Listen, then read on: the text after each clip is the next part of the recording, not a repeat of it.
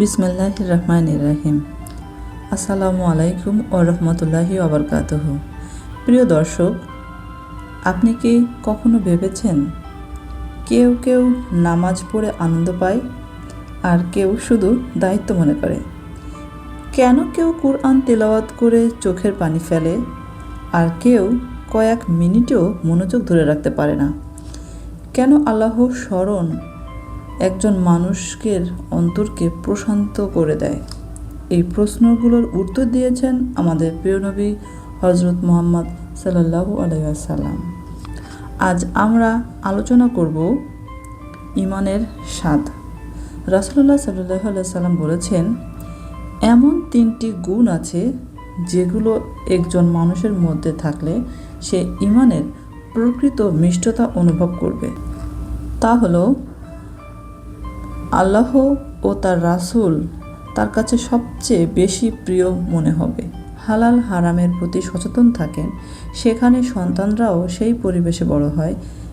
ঈমান একটি পরিবারের মধ্যে বিশ্বাস সৃষ্টি করে, ক্ষমা করার মানসিকতা সৃষ্টি করে, সত্যতা গড়ে তোলে, পরস্পরের প্রতি দয়া বৃদ্ধি করে। যে ঘরে আল্লাহর স্মরণ বেশি, সেই ঘরে আল্লাহর রহমত দান করেন। যে ঘরে আল্লাহর স্মরণ বেশি, সেই ঘরে ঝগড়া বিবাদ তুলনামূলক কম হয়। আজকের শিশু আগামী দিনের সমাজ। তাদেরকে শুধু ভালো স্কুলে ভর্তি করলেই দায়িত্ব শেষ হয় না, তাদের হৃদয়ে ঈমানের আলো জ্বালাতে হবে। কিভাবে? প্রতিদিন কোরআনের কয়েকটি আয়াত পড়ে শোনান, নবীদের ঘটনা বলুন, সন্তানকে নিয়ে জামাতে সালাত আদায় করুন, ঘরে ইসলামী বই রাখুন। মোবাইলের পরিবর্তে কিছু সময় কোরআন ও হাদিস শেখার পরিবেশ তৈরি করুন। সন্তান ভালো কাজ করলে বলুন, আল্লাহ তোমার উপর সন্তুষ্টি হন। এই কথাগুলোই ধীরে ধীরে তার হৃদয়ে ঈমানের বীজ রোপণ করবে।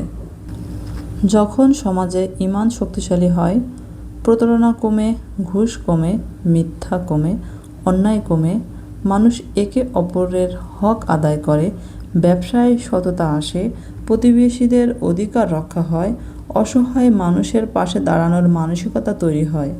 অর্থাৎ ঈমান শুধু মসজিদের মধ্যে সীমাবদ্ধ নয়, ঈমান পুরো সমাজকে পরিবর্তন করতে পারে। প্রিয় দর্শক, রাসূলুল্লাহ সাল্লাল্লাহু আলাইহি ওয়াসাল্লাম বলেছেন, যার মধ্যে এই 3টি গুণ থাকবে সে ঈমানের মিষ্টতা অনুভব করবে।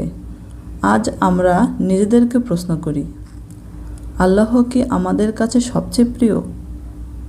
আমি কি মানুষকে আল্লাহর জন্য ভালোবাসি? আমি কি আমার ঈমানকে পৃথিবীর সবচেয়ে বেশি মূল্যবান মনে করি? যদি উত্তর হয় হ্যাঁ, তবে আলহামদুলিল্লাহ। আর যদি মনে হয় এখনও ঘাটতি আছে, তাহলে আজ থেকেই আল্লাহর কাছে দোয়া করি, হে আল্লাহ, আমাদের অন্তরে ঈমানের মিষ্টতা দান করুন, আমাদেরকে আপনার ভালোবাসায় পূর্ণ করে দিন এবং মৃত্যু পর্যন্ত ঈমানের উপর অটল রাখুন। আমিন।